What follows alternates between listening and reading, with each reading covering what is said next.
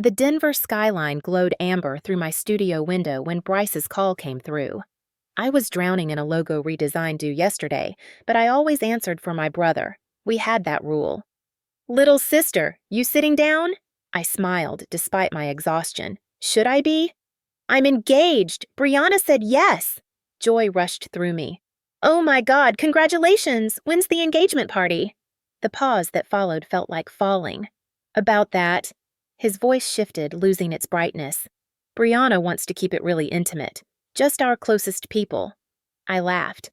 "I am your closest people. I'm literally your sister." "Ella." He sighed. "You know what I mean. Brianna thinks you two haven't really connected yet. She wants the party to be drama-free." The words hit like a slap. "Drama-free? What drama have I ever caused?" "You know how you can be. Direct, opinionated." He was using his lawyer voice now. "She's sensitive. She picks up on things." "So I'm not invited to my own brother's engagement party? Can we not do this? I'm happy, Ella. Can't you just be happy for me?" I stared at my reflection in the window. "I am happy for you. I just thought I'd get to celebrate with you." After we hung up, I scrolled through my photos. Last Thanksgiving, there was Brianna with her arm around Bryce, her smile perfect. And there at the edge, my brother's face, tired in a way that had nothing to do with sleep. I'd noticed things. The way she'd reach for his phone during dinner, how he'd stopped calling me every Sunday, the time I'd overheard her at our family barbecue. God, she's exhausting. Does she always have to be the center of attention? My phone buzzed. "Winona, how's the logo coming? Want to grab drinks?" I typed back. "Need to talk. Can you come over?" Winona arrived with Thai takeout and wine. We'd been friends since freshman year, bonding over terrible 8 a.m. classes and worse reality TV. "What happened?" she asked, settling onto my couch. I told her everything. She listened, her expression darkening. "She's isolating him," Winona said flatly. "Classic manipulation." She pulled out her phone. "Look, this is from Dakota in September." I read the forwarded message. "Have you talked to Bryce lately? I tried to get him to come to the Broncos game and he said Brianna doesn't like him spending time with old friends. Since when does Bryce let anyone tell him who he can hang out with?" My stomach sank.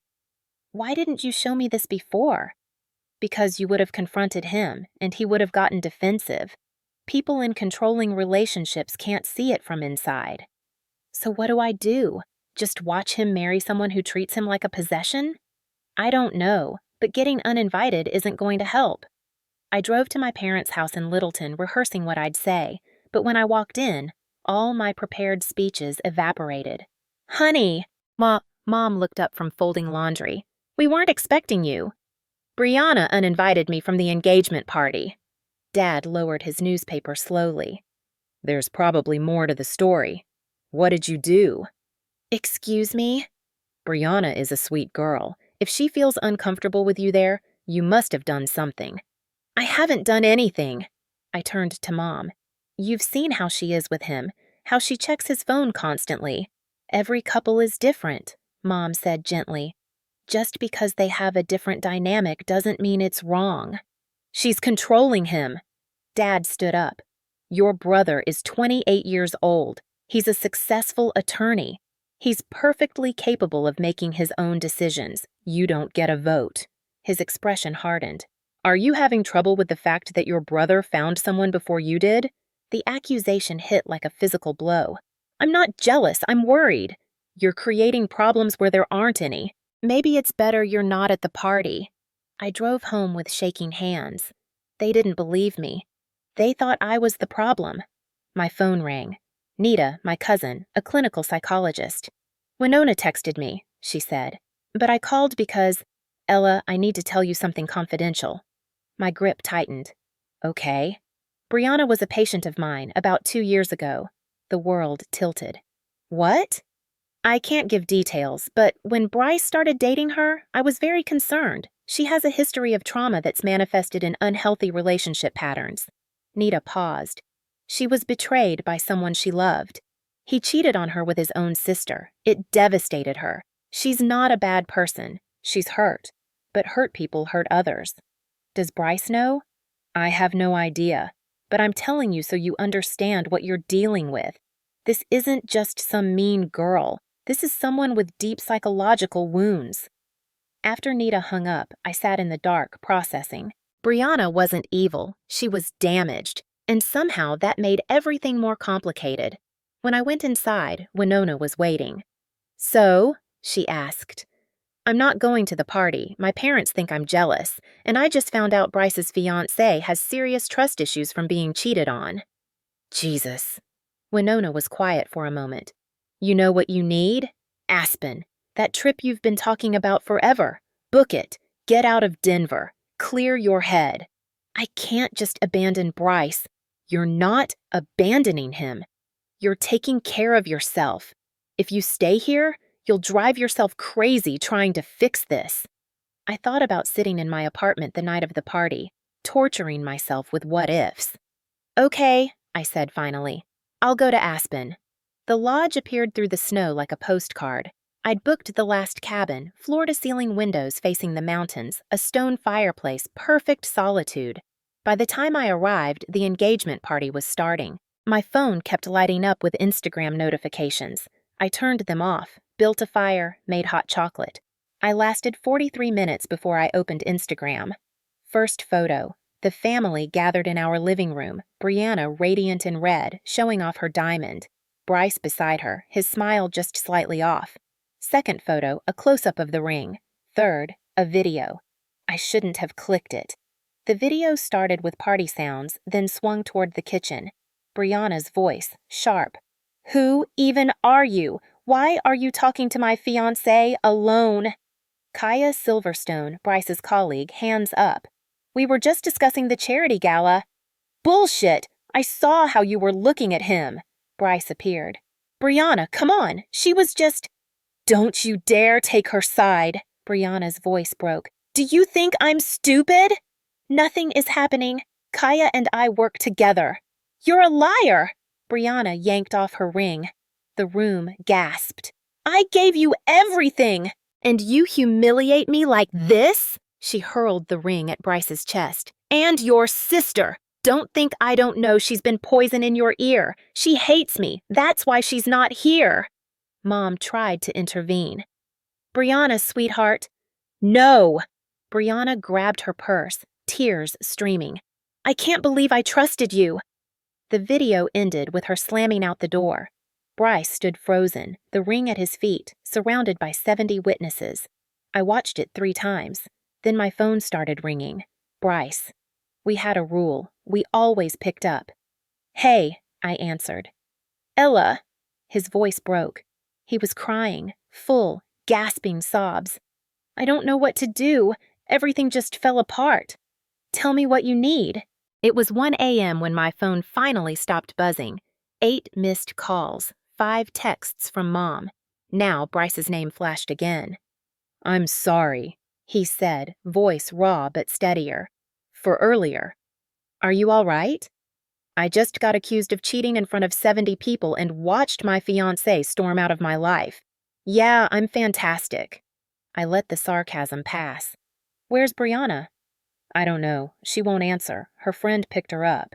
He paused. "The worst part is, I don't even know if I want to fix this." My breath caught. "What?"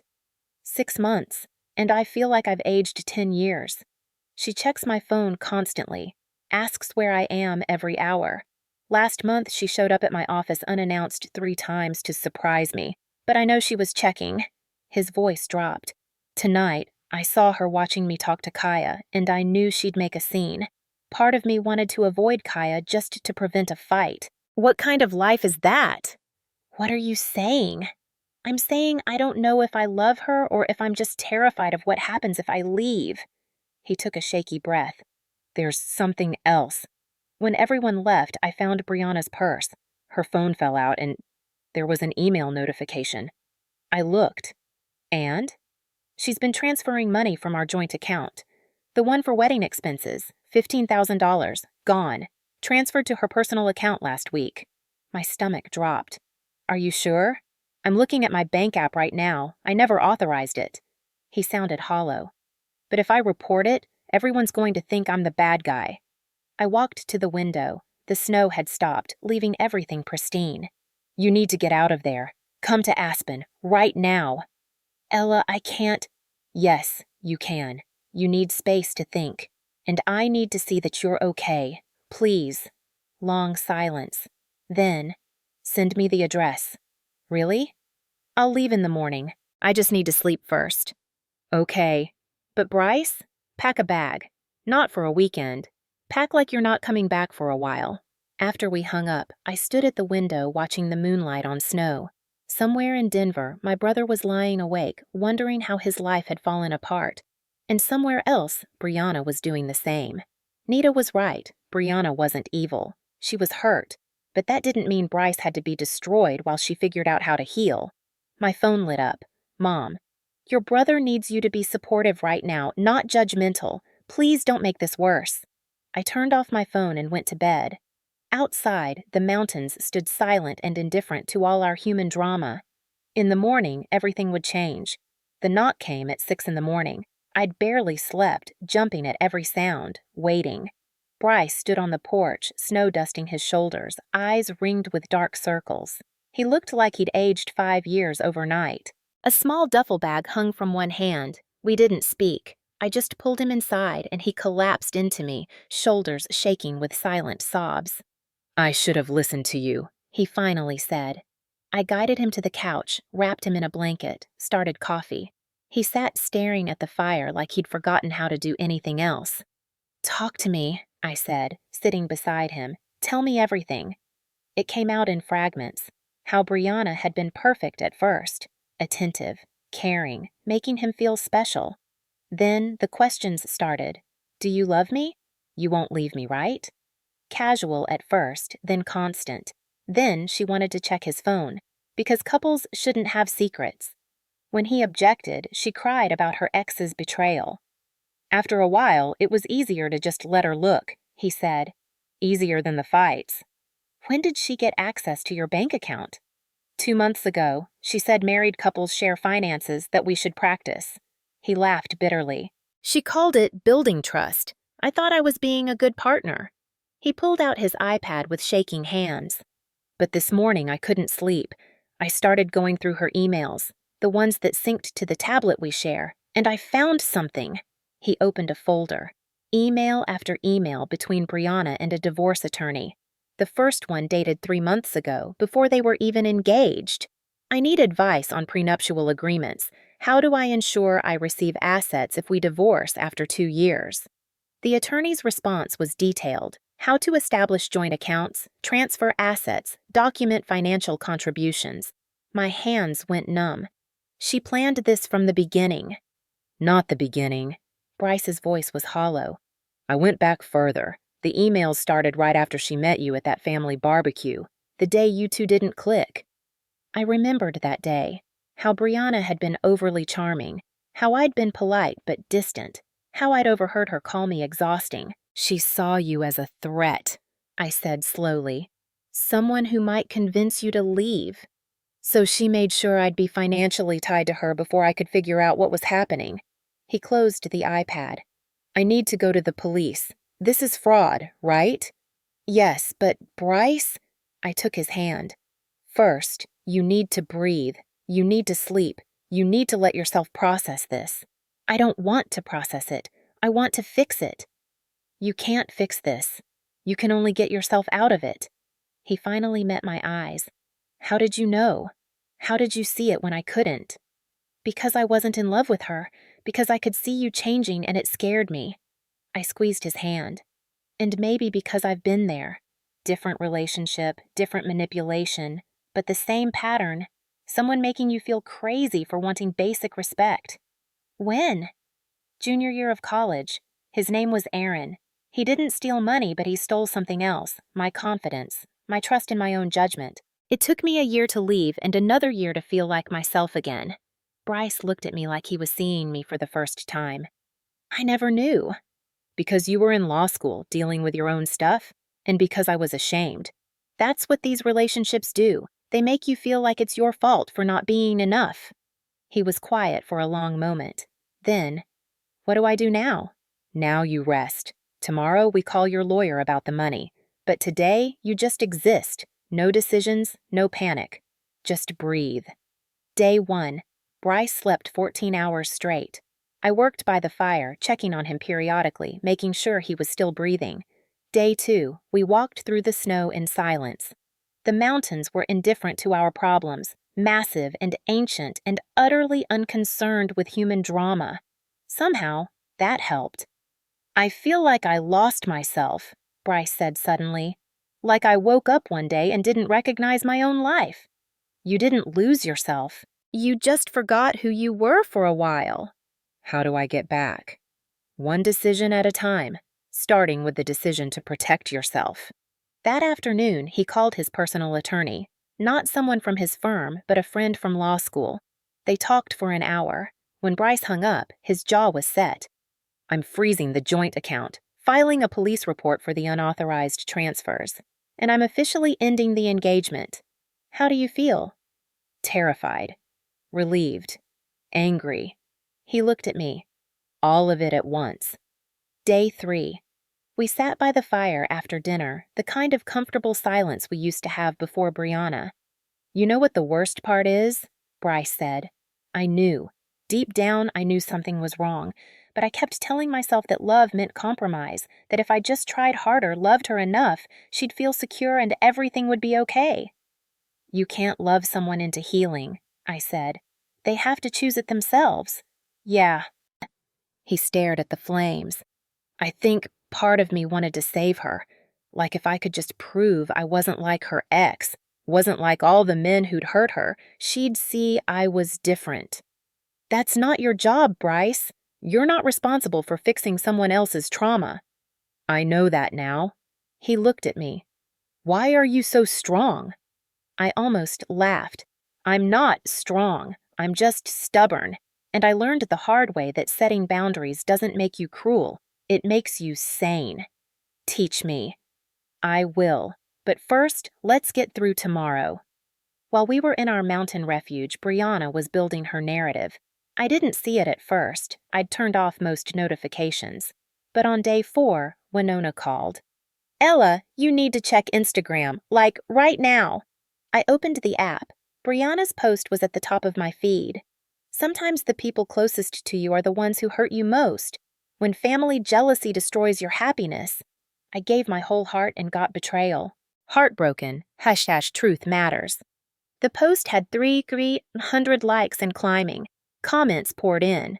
Stay strong. You deserve better. Some people can't handle seeing others happy. The next post was worse. To the sister who poisoned my relationship from day 1, congratulations. You got what you wanted. I hope you're proud. I felt Bryce reading over my shoulder. Jesus Christ. It gets better, Winona said over the phone. Check the one from this morning. The latest post was a full essay. Brianna's version of events. How I'd been jealous from the start. How I'd manipulated Bryce into doubting her.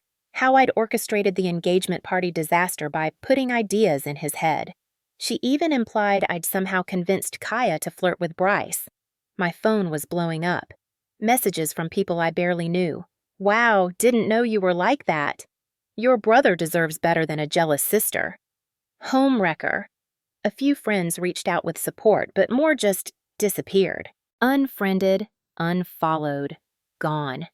This is insane, Bryce said. I need to say something. No. I set down my phone. Let her talk. The truth will come out. Ella, she's destroying your reputation. My reputation with who? People who believe Instagram posts without knowing the full story? Those aren't people I need in my life anyway. But the next morning, my boss called. Ella, I need to talk to you about something. We've received several emails about your personal life. My stomach dropped. What kind of emails? Complaints.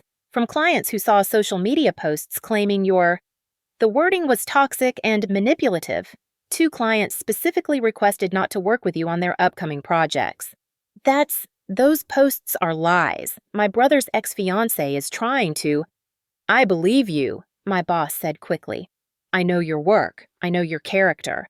But I need you to be aware this could affect business. Maybe take a few days, let things cool down.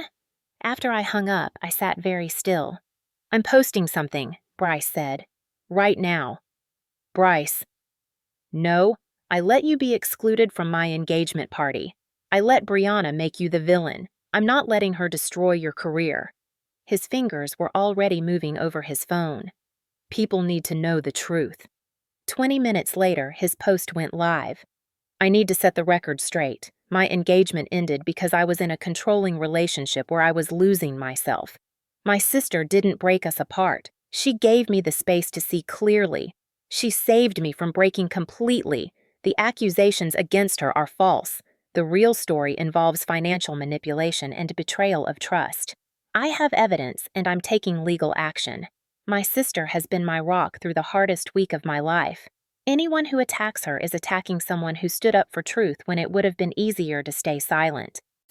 He attached screenshots, carefully redacted to protect privacy but showing enough. Brianna's emails with the divorce lawyer, bank transfers from their joint account, messages where she demanded his passwords. The reaction was immediate. Kaya commented first. Thank you for speaking up. For the record, we were discussing a charity event. That's it. I'm happily married and have never been anything but a colleague. Then to Coda. I've watched my best friend disappear for 6 months. Thank God Ella brought him back. Within an hour, the narrative shifted. People who'd attended the engagement party started sharing their own accounts. The video of Brianna's meltdown was viewed 50,000 times. Brianna's sympathetic comments section dried up. Some people even deleted their supportive comments. My phone buzzed. A text from one of the clients who'd complained, I owe you an apology. I shouldn't have jumped to conclusions. Then another. Just saw your brother's post. I'm sorry for believing the lies. I looked at Bryce. You didn't have to do that. Yes, I did. I should have done it from the beginning. He set down his phone. No more letting people control the narrative. No more being afraid of the truth. That evening, Mom called. Her voice was thick with tears. Can you both come home for dinner? Your father and I? We need to talk to you. The drive back to Denver was quiet. Bryce gripped the steering wheel too tight, jaw clenched. I watched the mountains disappear in the rearview mirror, feeling like we were leaving our sanctuary for a battlefield. Mom opened the door before we could knock. Her eyes were red. Come in, please. Dad stood in the living room, looking smaller than I remembered. When we walked in, he couldn't meet my eyes. We sat. Awkward silence filled the room. Finally, Dad spoke. I was wrong. His voice cracked. I was so wrong, and I'm sorry. Dad, Bryce started. No, let me say this. Dad's hands shook slightly. I saw what I wanted to see. A nice girl, a good family, a wedding to plan. I didn't see what was really happening because I didn't want to. And when Ella tried to warn us, He finally looked at me. I accused you of jealousy when you were trying to protect your brother. I'm so sorry, sweetheart. Mom reached for my hand. We both are. We should have listened. We should have trusted you. You don't have to apologize, I said quietly. You just wanted Bryce to be happy. But we made you feel like your concerns didn't matter, Mom said. Like you weren't part of this family's decisions. That was wrong. Bryce cleared his throat. It's not your fault. Brianna was very good at showing people what they wanted to see. I fell for it too. We talked for an hour. Really talked. About manipulation, about missing the signs, about how easily someone can slip into your life and reshape it without you noticing. Then Bryce's phone buzzed. He looked at the screen and went pale. What? I asked. He turned the phone toward me, an email from an attorney I didn't recognize. On behalf of my client, Brianna Collins, I am writing to inform you that Ms. Collins is pregnant with your child. She requests that you acknowledge your parental responsibilities and reconsider the dissolution of your engagement. Failure to respond appropriately may result in legal action for child support and emotional distress damages. The room went completely silent. Bryce? Mom's voice was faint. That's impossible. Bryce's voice was flat. She wanted to wait until marriage. We never had sex. Dad stood up. Then this is blackmail. You need a lawyer. Now. Bryce was already calling to Coda. Can you do me a favor? I need you to find out everything you can about Brianna's ex-boyfriend, the one who cheated on her. 2 hours later, Dakota called back. You're not going to believe this, he said, and Bryce put him on speaker. Brianna's been seeing someone, her ex, the one from the original relationship. My buddy Jake works at the Ritz downtown. He saw them check in together 3 weeks ago. He remembered because they were arguing in the lobby about whether to get one room or two, and it seemed weird for a couple. When I showed him Brianna's photo, he confirmed it was her. Bryce closed his eyes. So the baby, if there even is a baby, it's definitely not yours. Dad was already on his phone. I'm calling our family attorney. This is extortion. We're documenting everything. I watched my brother's face, the shock giving way to something else. Not quite relief, but a strange, sad clarity. She really did plan all of it, he said softly. The engagement, the money, even this, an insurance policy in case I woke up. But you did wake up, I said. That's what matters. He nodded slowly. Then he opened his email and began typing his response. I demand a paternity test following the birth of any child. I will be filing a police report for fraud regarding the unauthorized financial transfers. All further communication should go through my attorney. Do not contact me again. He hit send and set down the phone. That's it, he said. I'm done being afraid of her. Monday morning, my boss called me into her office. Sit down, Ella. Janet's face was unreadable. I've been following the situation online. I saw your brother's post. My stomach tightened. I understand if you need to. I'm not firing you. She held up a hand. But I need you to understand something. 2 clients still want off their projects with you. They're embarrassed about their initial reaction, and they're doubling down instead of admitting they were wrong. I see. I told them no. I told them you're one of our best designers, and I won't remove you from projects because of social media drama. Janet leaned back. But Ella, this affected the business, and it might take time for some people to forget. I understand. Do you? She studied me. Because you look like you're about to apologize for something that wasn't your fault. I blinked. I don't know what to say. Say you'll keep doing excellent work. Say you won't let other people's judgment change who you are. Say you learned something from this mess that makes you stronger. Janet smiled slightly. Don't say you're sorry for standing up for someone you love. I left her office feeling oddly lighter. I'd expected consequences, and they'd come, but they hadn't destroyed me. Still, 3 friends from college had unfriended me. Sarah, who I'd known since freshman year, sent a brief text. I don't want drama in my life. I think we should take a break from our friendship. That one hurt. 5 years of friendship ended with a text. That evening, Winona came over with ice cream and bad movies. Sarah's an idiot, she said, scrolling through Netflix. She's protecting herself. I get it. No, she's taking the easy way out. Real friends ask questions before making judgments. Winona selected a gloriously terrible rom-com. You know what this situation did? It showed you who your real people are. Everyone else was just taking up space. Nita stopped by later, bringing her therapist's perspective. What you're feeling is grief, she said. Not just for the friendships you lost, but for the version of reality you thought you had, where your family trusted you, where your friends supported you automatically. That's a real loss. It feels stupid to grieve something that was maybe never real to begin with. It's not stupid, it's human. Nita squeezed my hand. But here's what I want you to remember. You didn't create this situation. You responded to it. There's a difference. Bryce moved into a new apartment. Clean slate, no memories of Brianna. On Nita's recommendation, he started seeing a therapist who specialized in emotional manipulation and trauma bonding. It's weird, he told me over coffee one Saturday. Sitting there talking about feelings. But Dr. Morrison helped me understand something. I wasn't weak for falling for Brianna's manipulation. She was skilled at finding vulnerabilities and exploiting them. What vulnerabilities? The fact that I'm a fixer, that I want to help people, that I believe if I just try hard enough I can make any situation work. He stirred his coffee. Brianna saw that and used it. She presented herself as someone who needed saving, and I fell for it. Are you angry? Sometimes. Mostly, I'm just relieved it's over. He looked at me. You know what Dr. Morrison said? That the hardest part of leaving these relationships isn't the leaving itself. It's forgiving yourself for staying as long as you did. His attorney managed to recover $12,000 of the $15,000 Brianna had taken. The remaining $3,000 she'd already spent, untraceable cash withdrawals.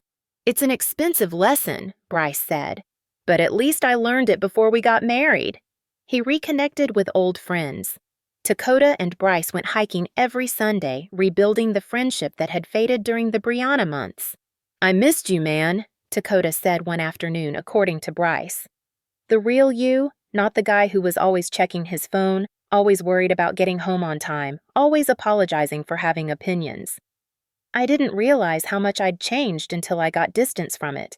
We started our own tradition, Saturday morning coffee, just the two of us. No phones, no distractions, just sibling time. You saved my life, Bryce said during one of these mornings. I didn't save anything. I just reminded you that you could save yourself. By showing me what freedom looked like, by refusing to accept the narrative everyone else believed. He smiled. By being stubborn as hell and going to Aspen instead of sitting home crying. Well, I did that too, just in a nice cabin with a mountain view. 3 weeks after returning from Aspen, I was working from home when my doorbell rang at 9 p.m. I checked the peephole. Brianna stood on my porch, mascara streaked, shaking. Every instinct screamed not to open the door, but something in her face, raw desperation, not manipulation, made me pause. I opened the door but left it wide open, my phone in my hand, 911 ready to dial. I need to talk to you, Brianna said. Her voice was hoarse, like she'd been crying for hours. We have nothing to say to each other. Please, just 5 minutes, that's all I'm asking. Against my better judgment, I stepped aside. She came in but didn't sit, just stood in my entryway like she might bolt at any moment. I lied about being pregnant, she said immediately. There is no baby. I panicked. I thought if Bryce thought there was a child, he'd have to stay. That's fraud. You know that, right? I know. Her hands shook. I know what I did. All of it. The money, the manipulation, the social media posts. I know. I waited. This felt like the beginning of a long explanation I wasn't sure I wanted to hear. My father cheated on my mother with her best friend when I was 8, Brianna said, words tumbling out. They got married a year later. I watched my mom fall apart. She told me over and over, men always leave. They always choose someone else. Brianna. Then it happened to me. My first real boyfriend, the one I thought I'd marry. He slept with his sister's best friend. At his sister's wedding, I found them in a coat room. Her voice cracked. And something broke in me. I started seeing betrayal everywhere. Every woman was a threat. Every kind gesture was suspicious. Every moment Bryce wasn't with me was a moment he could be choosing someone else. I felt a flicker of sympathy but kept my voice steady. That's not an excuse for what you did. I know. I'm not asking for forgiveness. I'm just trying to explain. She finally looked at me. You scared me.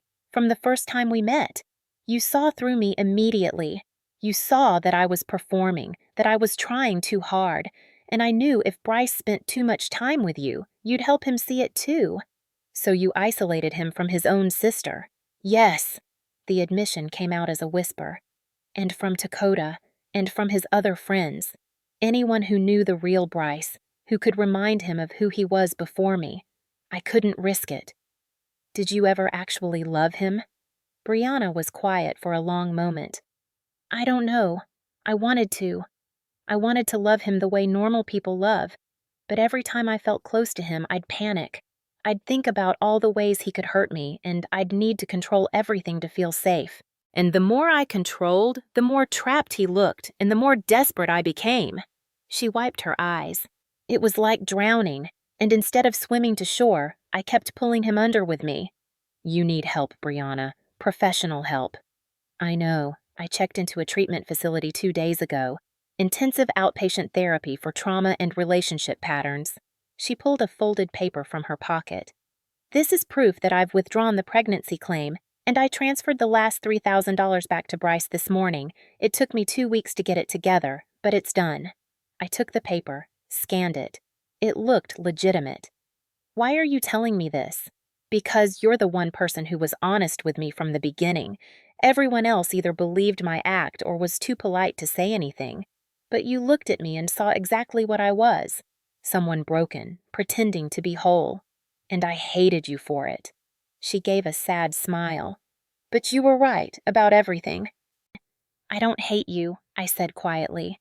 "I just couldn't let you destroy my brother." "I know." Brianna moved toward the door.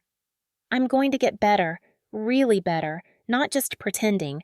And someday, maybe years from now, I hope I can be the kind of person who doesn't need to control others to feel safe." "I hope so too." She paused at the threshold. Do you think Bryce will ever forgive me?" "I think Bryce will eventually forgive you for his own peace of mind. But that doesn't mean you get to be in his life. Forgiveness doesn't equal reconciliation." "I understand." She stepped out into the cold. "Thank you for listening." "You didn't have to." After she left, I stood at the closed door for a long time. Then I texted Bryce. "Brianna was just here. She's getting help. The money's being returned. It's really over." His response came immediately. "Are you okay?" "Yeah, I think I am." The Aspen Lodge looked exactly the same. Same wooden beams, same stone fireplace, same view of mountains that had witnessed my family's unraveling and rebuilding. This time, though, I wasn't alone. Mom and Dad arrived first, settling into the main cabin. Bryce pulled up an hour later, looking more relaxed than I'd seen him in years. Winona flew in that evening, and even Nita drove up with her partner. "A healing trip," Dad had called it when he suggested we all come back to Aspen together, to the place where we started finding our way back to each other. That first evening, we all gathered around the fireplace. Dad raised his glass of wine. "To Ella, for being brave enough to stand alone when standing alone was the hardest thing to do." "To Bryce," Mom added, "for having the strength to rebuild." "To family," Bryce said, "the one we're born into and the one we choose to become." We clinked glasses. Outside, snow began to fall. Later, Bryce and I took our traditional walk through the snow. "Any regrets?" he asked. "About what?" "About how it all went down. About losing friends, about the mess with work, about any of it." I thought about it. "No, I lost people who weren't really my people anyway, and I found out what I'm capable of when it matters." "Dr. Morrison asked me the same question last week," Bryce said. "About regrets. I told her I only regret not seeing the truth sooner, but she said that's the wrong regret to have, that sometimes we can't see things until we're ready to see them." Smart woman. The smartest. She's helped me understand that I wasn't stupid or weak. I was just human. And humans can be manipulated, especially when they want to believe in love. We reached the top of a small hill, looking out over the valley. The mountains stood eternal, indifferent, beautiful. "I got an email from Brianna last month," Bryce said. "She's completed 6 months of intensive therapy. She's working with a trauma specialist long-term. She even reconnected with her ex's sister, the woman she thought was her enemy, and apologized." "How do you feel about that?"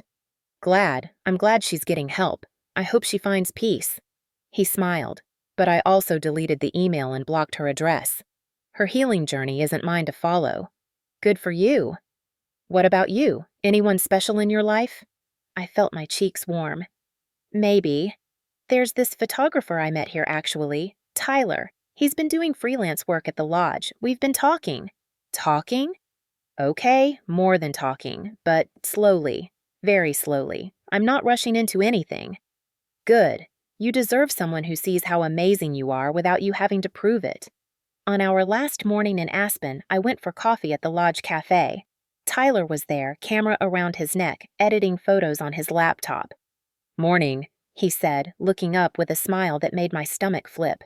"Want to see what I've been working on?"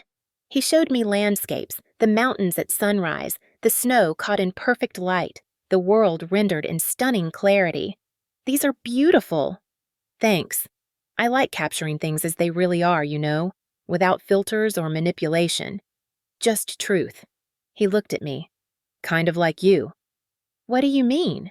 Winona told me a little about what you went through this year, standing up for what's right even when everyone was against you. That takes guts. Or stubbornness. Maybe both. He closed his laptop. I like that. I like people who know who they are and don't apologize for it. We talked for 2 hours about art and honesty and what it means to trust again after betrayal. He didn't ask me to be anything other than exactly what I was. When I got back to the cabin, my phone buzzed. A text from Sarah, the friend who'd cut me off. I saw your brother's interview in the Denver Post about domestic abuse awareness. I'm sorry for not believing you. Can we talk? I looked at the message for a long time. Then I typed, maybe someday, but not yet. I need more time. I wasn't being cruel. I was being honest. Forgiveness was possible, but reconciliation had to be earned. Bryce found me by the window, watching the snow fall one last time. Ready to head home? He asked. Yeah, I smiled. I think I am. As we packed up the cars, I took one last look at the mountains.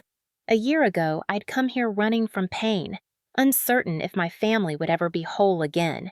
Now I was leaving with something better than what we'd had before, a family that had been broken and rebuilt, stronger for the cracks. Dad hugged me before getting in his car. I'm proud of you, sweetheart. I know I don't say it enough. You just did. That's enough. Mom squeezed my hand. You taught us something important this year, that sometimes love means saying the hard thing, not the easy thing. As I drove down the mountain, my phone rang. Janet, my boss. Ella, great news. That client who dropped you last year, they just called asking specifically for you on their new campaign. They said they want someone with integrity. I smiled. Tell them I'll think about it. You're going to make them grovel, aren't you? Maybe a little.